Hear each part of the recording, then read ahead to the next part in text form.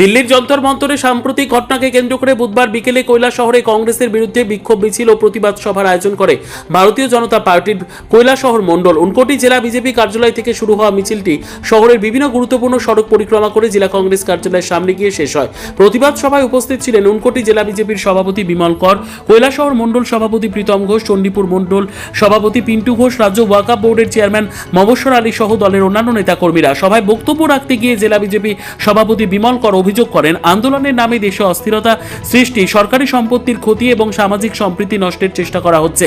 তিনি বলেন, গণতান্ত্রিক দেশে প্রতিবাদ জানানোর অধিকার সকলের থাকলেও তা অবশ্যই শান্তিপূর্ণ সাংবিধানিক সীমার মধ্যে হওয়া উচিত। কৈলাসহর মণ্ডল সভাপতি প্রীতম ঘোষও বক্তব্যে আন্দোলনের নামে অরাজকতার সমালোচনা করেন। তিনি বলেন, দেশের ঐক্য, আইন শৃঙ্খলা এবং সামাজিক সম্প্রীতি বজায় রাখতে সকলের সচেতন ভূমিকা পালন করা প্রয়োজন। আপনারা সবাই অবগত আছেন, কিছুদিন আগে দিল্লির যন্তর মন্তরে কমিউনিস্ট পার্টি নামে একটি ফেক একটি সংগঠন, এই সংগঠনের যিনি স্থপতি তিনি বর্তমানে আমেরিকাতে থাকেন, যিনি কেজরিওয়ালের দল আপ দলের একজন নেতৃত্ব।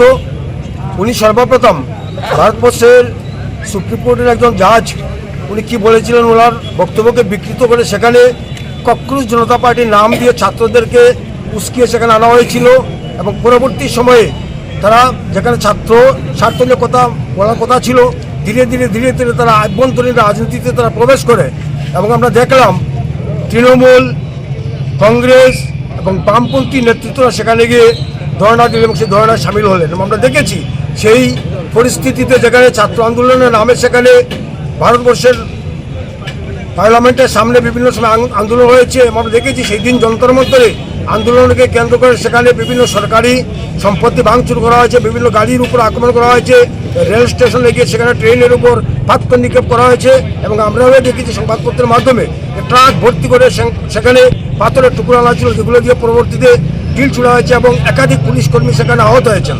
এবং পরবর্তী সময় আমরা দেখলাম গতকাল আমাদের প্রধানমন্ত্রী বাসভবন আক্রমণ করলেন রাহুল গান্ধীর নেতৃত্বে।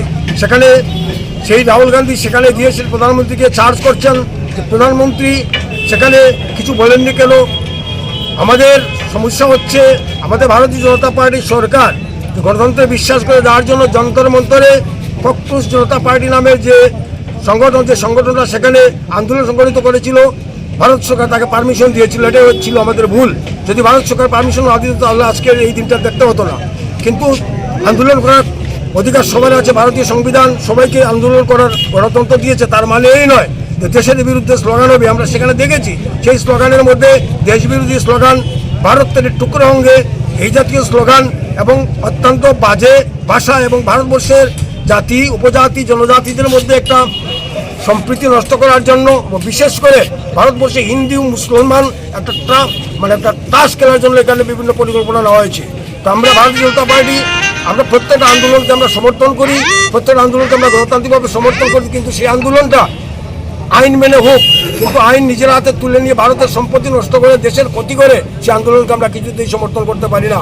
আমরা ভারতীয় জনতা পার্টি আমাদের বক্তব্য পরিষ্কার, যে কোনো আন্দোলনকে আমরা সমর্থন করি, কিন্তু সেটা সংসদীয়ভাবে হোক। আজকে রাহুল গান্ধী নেতৃত্বে যে আন্দোলনটা হয়েছে প্রধানমন্ত্রী বাসভবনের সামনে, সেটা সংসদে আন্দোলন করা যেত, সংসদে সেখানে প্রশ্নোত্তর পর্বের মাধ্যমে সেটা মীমাংসা করা যেত, রাজনৈতিকভাবে সেটা মোকাবেলা করা যেত। কিন্তু আজকে তারা রাজনৈতিকভাবে মোকাবেলা না করে দেশের সম্পত্তি নষ্ট করে মানুষের মধ্যে দাঙ্গা হাঙ্গামা পরিস্থিতি তৈরি করে নেপাল, শ্রীলঙ্কা এবং বাংলাদেশের মতো কুসৃষ্টি করে সেখানে